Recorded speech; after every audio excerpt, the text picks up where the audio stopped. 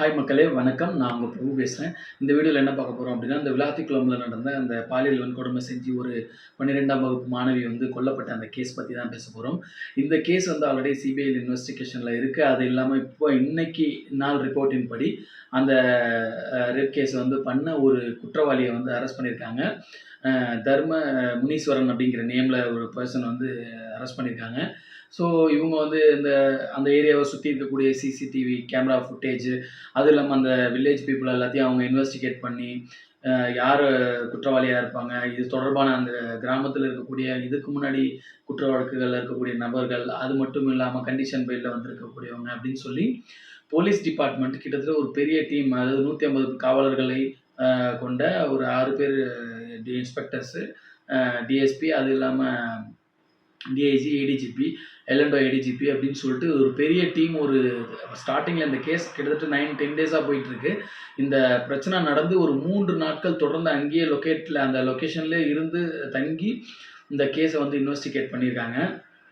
எனக்கு என்னென்னா, இந்த விளாத்திக்குளம் கேஸில் எனக்கு இருக்கக்கூடிய சந்தேகமும், அதே போல் எனக்கு இருக்கக்கூடிய ஒரு சின்ன ஒரு வருத்தத்துக்குரிய ஒரு கேள்வியும் தான் நான் இந்த வீடியோ பதிவு மூலமாக நான் தெரிஞ்சுக்கணும் அப்படின்னு நினைக்கிறேன். ஒரு 12ஆம் வகுப்பு மாணவி பாலியல் வன்கொடுமை செய்து கொலை செய்யப்பட்ட பிறகு, இவ்வளோ பெரிய ஒரு இன்வெஸ்டிகேஷன், இவ்வளோ காவல்துறையினர் வந்து இந்த அளவுக்கு சர்ச் பண்ணி சுற்றி அந்த ஏரியாவை ஒரு பவுண்டரி லைன் ஃபிக்ஸ் பண்ணி அந்த ஏரியாவை சுற்றி இருக்கக்கூடிய கேமராஸ், அது இல்லாமல் அங்கே இருக்கக்கூடிய நபர்கள், குற்ற வழக்குகளில் ஈடுபட்டவங்க அப்படின்னு சொல்லி எல்லாரையுமே இன்வெஸ்டிகேட் பண்ணி இந்த அளவுக்கு இந்த கேஸை கண்டுபிடிச்சிருக்காங்க. ஆனால் எனக்கு என்ன ஒரு டவுட் இருக்குது அப்படின்னா, இன்னைக்கு இந்த கேஸில் கைது செய்யப்பட்டிருக்கக்கூடிய நபர் வந்து இதுக்கு முன்னாடி திருட்டு, கொள்ளை இது போன்ற வழக்குகளில் தண்டனை பெற்றவர் அப்படின்னும், 33 வழக்குகள் அவர் மேலே இருக்குது அப்படின்னும் சொல்கிறாங்க.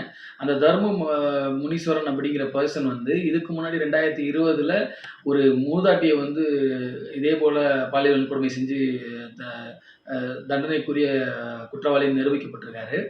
2020ல் இந்த சம்பவம் செஞ்சு 2022ல் தான் அவரை வந்து காவல்துறையினர் வந்து பிடிச்சிருக்காங்க.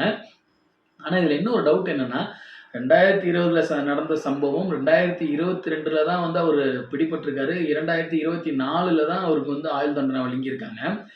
எனக்கு இதில் இருக்கிற டவுட் என்ன அப்படின்னா, ஒரு ஆயுள் தண்டனை வழங்கப்பட்ட நபர், கீழவை நீதிமன்றத்தின் மூலமாக ஒரு ஆயுள் தண்டனை வழங்கப்பட்ட ஒரு நபர் தன்னுடைய இந்த கேஸை வந்து அப்பீல் பண்ணுறாரு ஹைகோர்ட்டில். சரிங்களா? இப்போ ஹைகோர்ட்டில் அப்பீல் பண்ணதுக்கப்புறம் அங்கே கண்டிஷன் பெயில் கொடுத்துருக்காங்க இந்த நபருக்கு. இதில் வந்து தொடர்ந்து இதே போல குற்ற வழக்குகளை செஞ்சுட்டு இருக்காப்புல. இன்னைக்கு வந்து காவல்துறையினர் இவர் அரெஸ்ட் பண்ணதுக்கப்புறமும் வந்து அவங்க கொடுத்துருக்குற அந்த ப்ரூஃபாக வந்து அந்த வீடியோ ஃபுட்டேஜில் வந்து அந்த பைக்கை வந்து அவர் எடுத்துகிட்டு போய் அந்த சிசிடிவி கேமராவில் வந்து ரெக்கார்ட் ஆகிருக்கும். அந்த பைக்குமே வந்து திருடப்பட்டதாகவும், இப்போ அருகாமையில் இருக்கிற ஒரு கிராமத்துலேருந்து ஒரு நபர் வந்து அந்த பைக் மிஸ் ஆகிடுச்சுன்னு சொல்லி கேஸ் கொடுத்துருக்காதா சொல்கிறாங்க.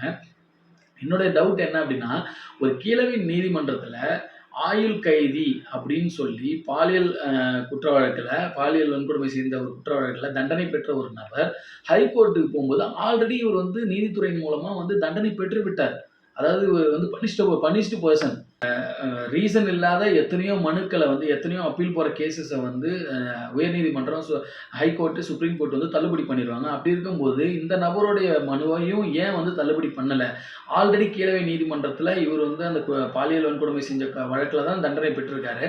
ஒரு நீதிபதி தண்டனை பெற்று, அதாவது இந்த குற்றவாளி மீதான தண்டனை நிரூபிக்கப்பட்டு அவர் குற்றவாளி அப்படின்னு ஃபிக்ஸ் பண்ணிட்டாங்க. அதுக்கப்புறம் தான் ஆயுள் தண்டனை கொடுக்குறாங்க. அப்படி இருக்கும்போது ஹைகோர்ட்டுக்கு போனதுக்கு எப்படி இந்த அப்பீல் கேஸ் வந்து நான் ஓகே பாசிபிள் அப்படின்னு சொல்லி எடுத்துக்கிட்டாங்க அப்படின்னு தெரியல. ஏன் அப்படி நான் கேட்குறேன் அப்படின்னா, அவர் வந்து மேலே அந்த ஹைகோர்ட்டுக்கு போனதுக்கு அப்புறம் அங்கே வந்து கண்டிஷன் பெயில் வழங்கினதுனால திருப்பி வெளியில் வந்ததால தான் இன்னைக்கு இந்த மாணவியினுடைய பாலியல் வன்கொடுமை செஞ்சு இந்த ஒரு கொலை வந்து அரங்கேற்றமாயிருக்கு. சரிங்களா? அப்படி இருக்கும்போது கீழவை நீதிமன்றத்தில் ஒரு நபர் வந்து குற்றவாளின்னு 100% நிரூபிக்கப்பட்ட பிறகு அவர்களுக்கு அப்பீல் கொடுக்கக்கூடாது. அப்பீல் போனாலுமே அந்த மனு தள்ளுபடி செய்யப்படணும். அப்படி அந்த மனு தள்ளுபடி செய்யப்பட்டிருந்தால் இந்த குற்ற சம்பவம் நடந்திருக்காது. ஒன்று. இன்னொரு டவுட் எனக்கு என்ன அப்படின்னா, இந்த கேஸ் 9-10 டேஸா கிட்டத்தட்ட இவ்வளோ பெரிய இன்வெஸ்டிகேஷனுக்கு பிறகு இன்னைக்கு ஒரு நபரை குற்றவாளின்னு பிடிச்சிருக்காங்க.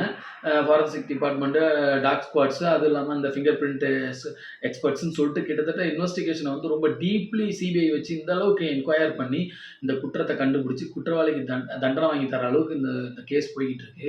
என்னுடைய ஒரு சிம்பிளான ஒரு கேள்வி, முதல் நாள் இந்த சம்பவம் நடந்த அன்னைக்கு இரவு பெற்றோர் தன்னுடைய குழந்தையை காணோம் அப்படின்னு சொல்லிட்டு கேஸ் கொடுக்க போனப்ப அந்த ஸ்டேஷன்ல இருக்கக்கூடிய காவலாளிகள், அவங்க அந்த காவலர்கள் யார் இருந்தாங்கன்னு எனக்கு தெரியல. இன்னும் நான் அந்த நேம்ஸ் வந்து எக்ஸாக்டா நம்ம இன்வெஸ்டிகேட் பண்ணி படிச்சு பார்க்கல. யார் அந்த காவலர்கள் இருந்தாங்களோ, இது எங்க லிமிட்ல வராது, இது எங்க ஸ்டேஷன் லிமிட்ல வராது, நீங்க அந்த ஊர்ல போய் கேளுங்க, அந்த உங்க ஊருக்கு லிமிட்ல வர ஸ்டேஷன்ல போய் கேளுங்க அப்படின்னு அலக்களிக்கிறதுக்கு என்ன காரணம்?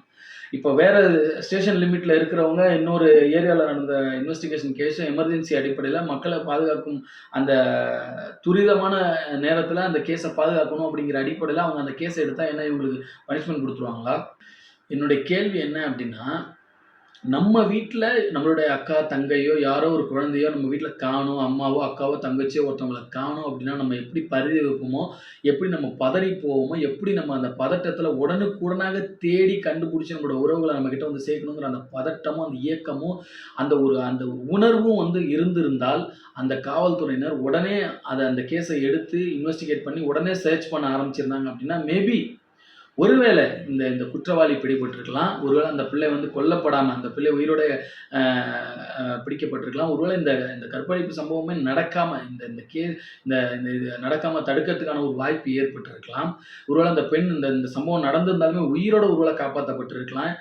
இது வந்து ஒரு இன்டைரக்ட்லி வந்து ஒரு அலட்சிய போக்கின் காரணமாகவும், அது மட்டும் இல்லாம ஒரு ப்ராப்பர் கம்யூனிகேஷன் இல்லாம நடந்த ஒரு கேஸ் மாரி தான் தெரியுது. நான் வந்து இந்த கேஸ 2 விதமா நான் பிரிச்சு பார்க்குறேன். இந்த இந்த அந்த பெண் பிள்ளை காணா போன அன்னைக்கு, இவங்க பேரண்ட் போய் போலீஸ் ஸ்டேஷன்ல கேஸ் குடுக்க போனப்ப, அந்த லிமிட்ல அவங்க அலக்களிக்கப்படாம ஒருவேளை இந்த கேஸ உடனே எடுத்து பார்த்திருந்தா, இது வந்து ஒருவேளை ரேப் கேஸா ஆகாம ஒருவேளை முன்கூட்டியே ஒரு பிரிவென்ஷனா இத பாதுகாக்கப்பட்டிருக்கலாமோ! அல்லது நடந்திருந்தாலும் அந்த குழந்தைய உயிரோட காப்பாத்தியிருக்கலாமோ! அப்படிங்கிறது என்னுடைய பார்வை. அது மட்டும் இல்லாம, ஒரு கீழவை நீதிமன்றத்தில் ஆயுள் தண்டனை கைதி என்று நிரூபிக்கப்பட்ட ஒரு கைதியினுடைய அப்பீல் மனு போம்போது ஹைகோர்ட் ஆர் சுப்ரீம் கோர்ட் எப்படி இத கண்டிஷன் பெயில் அவங்களுக்கு குடுக்குறாங்க அப்படிங்கிறது என்னுடைய கேள்வி. என்னதான் கான்ஸ்டிடியூஷன்ல வந்தாலும் அவங்க தான் தண்டனை பெற்றுட்டாங்களே! அப்படி இருக்கும்போது அவங்களுக்கு எதுக்கு கண்டிஷன் பெயில் குடுக்கணும்? தண்டனைகள் வந்து கடுமையாக்கப்படணும். எப்போ தண்டனைகள் கடுமையாக்கப்படுதோ அப்பதான் குற்றங்கள் குறையும். இது நிச்சயமான உண்மை. நம்ம எல்லாருமே இத வந்து வர வர அதிகமா பேச ஆரம்பிச்சிருக்கோம். பேச ஆரம்பிச்சது மட்டும் இல்லாம ஜஸ்டிஸ் டிபார்ட்மெண்ட் இத ரொம்பவே ஃபோக்கஸ் பண்ணணும். குற்றங்கள் அதிகமாயிடுச்சு. வர வர போதை வஸ்துக்கள் அதிகமாயிடுச்சு. சமூகத்துல ஆயுதங்கள பயன்படுத்தி வன்முறை செய்ற சம்பவங்கள் அதிகமாயிடுச்சு. அதேபோல இந்த மர்டர் கேஸஸ் அதிகமாயிடுச்சு. பாலியல் வன்கொடுமை அதிகமாயிடுச்சு. போக்சோ கேஸஸ் அதிகமாயிடுச்சு.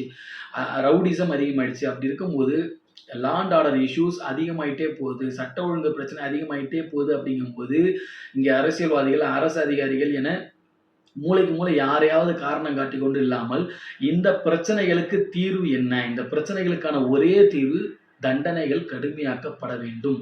இது போன்ற கேஸ்களுக்கு உடனடியாக ஜட்ஜ்மெண்ட் குடுத்து, அதிகப்படியான தண்டனையான மரண தண்டனை வழங்கப்படணும். இது ஒரு தனி நபர் ஒரு நபர வந்து பாலியல் வன்கொடுமை செய்யறதுக்கோ, அல்லது ஒரு ஆயுதத்தால அவங்கள வந்து தாக்கி அவங்கள கொல்றதுக்கோ, அல்லது ஒரு உயிர பறிக்கிறதுக்கோ, முழு சுதந்திரத்தோடு இந்த சமுதாயத்துல செயல்பட்டு ஒரு உயிர கொல்றாங்க அப்படிங்கிற பட்சத்துல, அந்த குற்றத்த செஞ்ச நபர மக்களுக்கு முன்னிலையில தண்டனை நிறைவேற்றப்பட்டு, அவங்களோட உயிர அரசாங்கம் பறிப்பதுல தவறே இல்லை அப்படிங்கிறது தான் என்னுடைய கருத்து.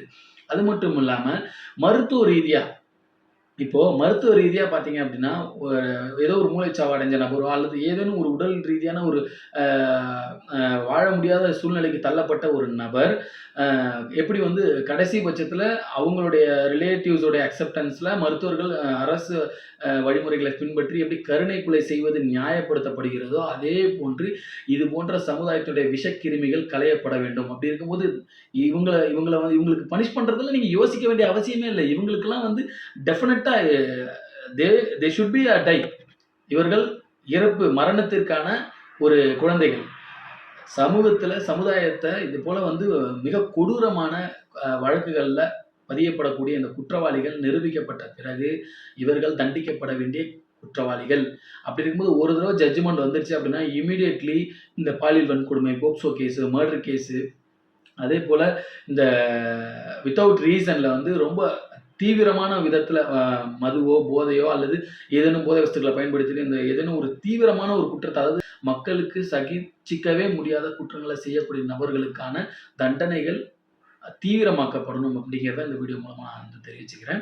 ஆனா கடைசியா எனக்கு இருக்கிற நம்பிக்கை ஜஸ்டிஸ் டிபார்ட்மெண்ட் மேல தான். தயவு செஞ்சு எந்த குற்றவாளிகளும் வந்து சட்டத்தில் இருக்கக்கூடிய ஓட்டைகளின் மூலமா தப்பித்து விடக்கூடாது. அனைத்து குற்றவாளிகளும் தண்டனை பெற வேண்டும். அனைத்து குற்றவாளிகளும் நிபந்தனையின்றி உடனுக்குடனாக அந்த தண்டனை சட்டங்களுக்கு ஆட்படுத்தப்பட்டு அவர்கள் அந்த குற்றங்களுக்கான தண்டனைகளை பெற வேண்டும். இப்படி தண்டனைகள் தீவிரமாக்கப்பட்டால் மட்டுமே இந்த சமுதாயத்தில் நடக்கக்கூடிய அனைத்து குற்ற வழக்குகளும் குறையும். சமூகம் ஒரு அமைதியான ஒரு சூழலை சந்திக்க முடியும். இன்னொரு வீடியோல சந்திப்போம். Bye bye.